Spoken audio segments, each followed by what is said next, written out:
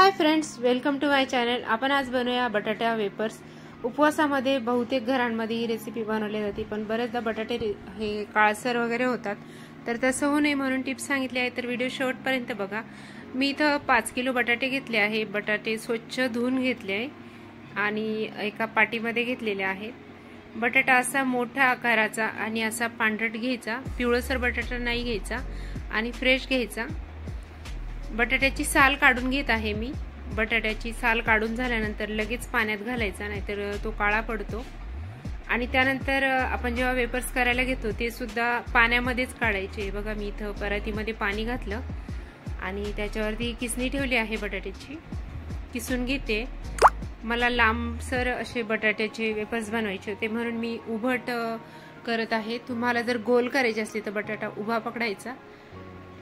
हे बघा, अशा प्रकारे एकाच बाजूनी किसायचं, दोन्ही बाजूनी सारखं नाही किसायचं, म्हणजे त्याचे तुकडे होत नाही। हे बघा, असा अख्खा बटाट्याचे वेपर्स तयार होतात।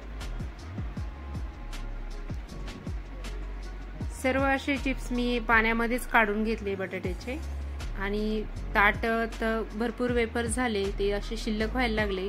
हवेच्या संपर्कात यायच्या आधीच याला परत एका पाटीमध्ये पाणी घेतलं आणि त्यामध्ये बुडवून ठेवले, म्हणजे बिलकुल बटाटा काळा होत नाही। हे बघा, अशा प्रकारे सर्व बटाट्याचे मी चिप्स तयार करून घेतले। आणि शनिवार होता, मुलं घरी होते, त्यामुळं मुलांची मदत झाली। अशी कामं करायला शनिवार रविवारचे वेळ काढायचा, म्हणजे मुलं बरोबर ही कामाला मदत करतात आणि तेवढंच आपल्यालाही मदत होते। हे बघा, सर्व वेपर्स मुलांनीच तयार करून दिले मला। मी आधी परातीत काढून घेतले आणि त्यानंतर पाटीमध्ये काढले। हे बघा, अशा प्रकारे बटाट्याचा जो स्टार्च असतो तो निघून जातो। चांगले 4-5 पाण्याने स्वच्छ धुवून घ्यायचे। मी असं आधीचं जे पाणी आहे ते काढून घेतलं आणि या पाटीमध्ये परत दुसरं पाणी घातलं। अशा प्रकारे 4-5 वेळेस स्वच्छ धुवून घ्यायचे। ही सर्व प्रोसेस मी रात्री केली होती, म्हणजे आपल्याला बटाटे रात्रभर त्रुटीच्या पाण्यामध्ये भिजत घालायचे, म्हणजे दुसऱ्या दिवशी ते चांगल्या प्रकारे स्वच्छ होतात आणि पाण्यात भिजल्यामुळे व्यवस्थित वेपर्स तयार होतात। चांगले खालीवर करून घेतले मी आणि व्यवस्थित पाणी मोकळं वापरायचं, याला स्वच्छ करून घ्यायचे एकदम।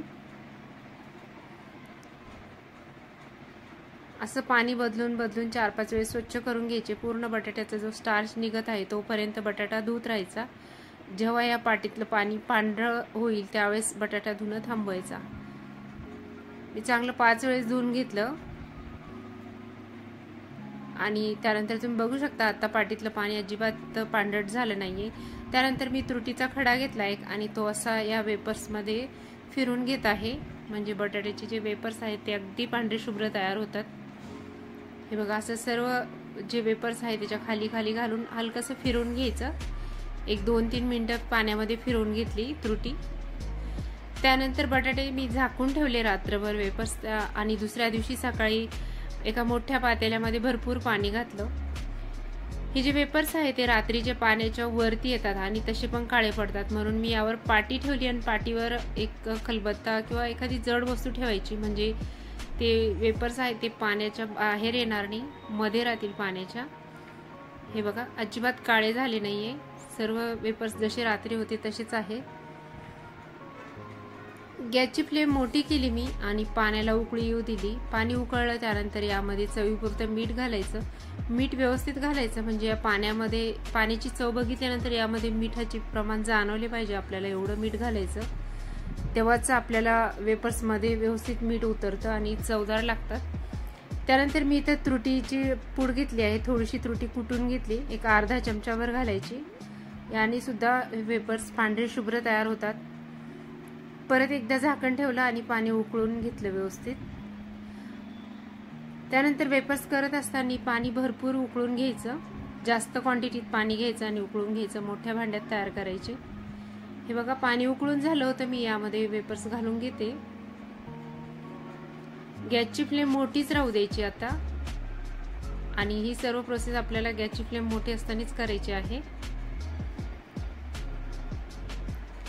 पूर्ण वेपर्स मी यामध्ये घालून घेतले। जर तुम्ही छोट्या भांडं वापरत असाल तर 2 वेळेस करून घ्यायचे। वेपर्स टाकून झाले, मी एकदा व्यवस्थित मिक्स करून घेते।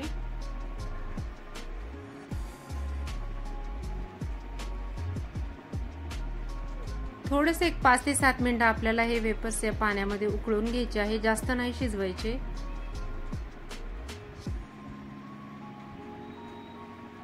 मध्येच थोडा वेळ मी झाकण ठेवलं या पाण्यावर आणि परत एकदा मिक्स करून घेते।